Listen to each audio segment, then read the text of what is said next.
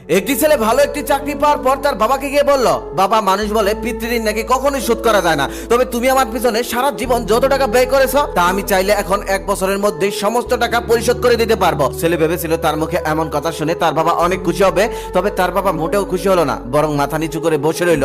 কিছুক্ষণ পর তার বাবা বলতেছে, বাবা, তোকে একটা গল্প শোনাই, শুনবি? ছেলেটি তখন মাথা নাড়িয়ে গল্প শোনার জন্য সম্মতি জানালেন। তখন তার বাবা বলতে লাগলো, জানিস, তোর বয়স যখন 4 বছর ছিল তখন আমার বেতন ছিল মাত্র 1500 টাকা। সেই 1500 টাকা দিয়ে আমি সংসার চালাতাম, অনেক কষ্টে সংসার চালিয়েছি, তবুও কখনোই কাউকে বুঝতে দেয়নি। তোকে যেদিন প্রথম প্রাইমারি স্কুলে ভর্তি করে দিলাম সেদিন রাতে তোর মা আর আমি সারা রাত ঘুমাইনি। আমরা চিন্তা করেছি আজ থেকে ছেলের লেখাপড়ার জন্য আমরা কি কি জিনিস স্যাক্রিফাইস করব। সে বছর ঈদে তোর মাকেও একটা কাপড় কিনে দিতে পারিনি, তবুও তার কোনো অভিযোগ ছিল না। সে সবসময় বলতো আমার ছেলে একদিন মানুষের মতো মানুষ হবে, আমার সমস্ত ইচ্ছে সেদিন পূরণ করে দেবে। কিন্তু দেখ, তার এই স্যাক্রিফাইসে তুই মানুষের মতো মানুষ হলি, কিন্তু সেই হতভাগীটা আজকের এই দিনটা দেখে যেতে পারলো না। একবার তোর মা অনেক অসুস্থ হয়ে পড়েছিল, সে বছর প্রতি মাসে তোর মায়ের জন্য অনেক টাকার ওষুধ লাগতো।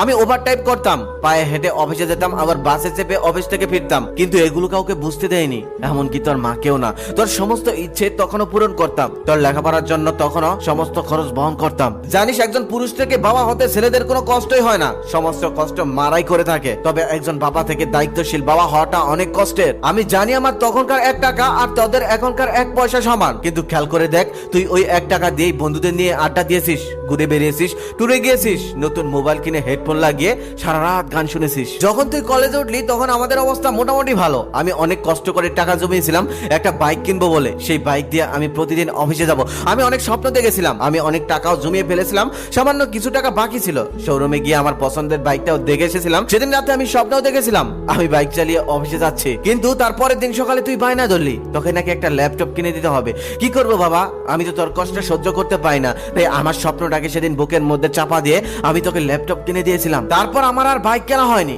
বাইকে চড়ে অফিসে যাওয়ার স্বপ্ন আর কখনো পূরণ হয়নি, তবুও মনে কষ্ট ছিল না, কারণ তোর স্বপ্নটা তো পূরণ করেছিলাম। আজকে তুই আমাকে সেই টাকা ফিরিয়ে দিয়ে পিতৃঋণ শোধ করতে যাচ্ছিস। দেখ, ডক্টর আমাকে মাছ মাংস খেতে নিষেধ করেছে, বাইক চালানোর শক্তি এখন আর আমার নেই। তোর মাও বেঁচে নেই যে তাকে একটা লাল শাড়ি কিনে দেবো। এখন তোর কাছ থেকে টাকা নিয়ে তোর ডক্টরের ওষুধ খাওয়া ছাড়া কোনো কাজেই লাগবে না আমার। আমি এখন টাকা ছাড়াই কল্পনার রাজ্যে স্বপ্নের হাট বসাই, সেই হাট থেকে তোর মায়ের জন্য লাল শাড়ি কিনে দেই, আমি তোর মাকে নিয়ে ঘুরতে যাই, বন্ধুদের নিয়ে আড্ডা দেই, সেই বাইকে চড়ে আমি ঘুরে বেড়াই পুরো শহর, যে বাইকটা আমি শুধুমাত্র টাকার অভাবে কিনতে পারিনি। সন্তানের প্রতি ভালোবাসা হয়তো কোনো পিতা কখনোই প্রকাশ করে না, তবে কখনোই সন্তানের প্রতি দায়িত্ব থেকে কোনো বাবাই পিছিয়ে যায় না। আমি তোর পিছনে আমার যে কষ্টার্জিত অর্থ ব্যয় করেছি তা হয়তো তুই একদিন শোধ করে দিতে পারবি, কিন্তু আমার যৌবনে দেখা সেই স্বপ্নগুলো তুই কখনোই ফিরে দিতে পারবি না, তোর মার আর আমার ত্যাগ করা জিনিসগুলো। বাবা তখন আরো বলল, তোকে একটা প্রশ্ন করি, ধর আমরা একটা নৌকাতে ঘুরতে গেলাম, সেখানে তোর ছেলে, আমি আর তুই, হঠাৎ নৌকাটা ডুবে যাচ্ছে, তুই একজনকেই বাঁচাতে পারবি, তুই কাকে বাঁচাবি? ছেলে অনেকক্ষণ মাথা নিচু করে বসে রইল, কোনো কথাই বলতে পারলো না। বাবা তখন বলল, থাক,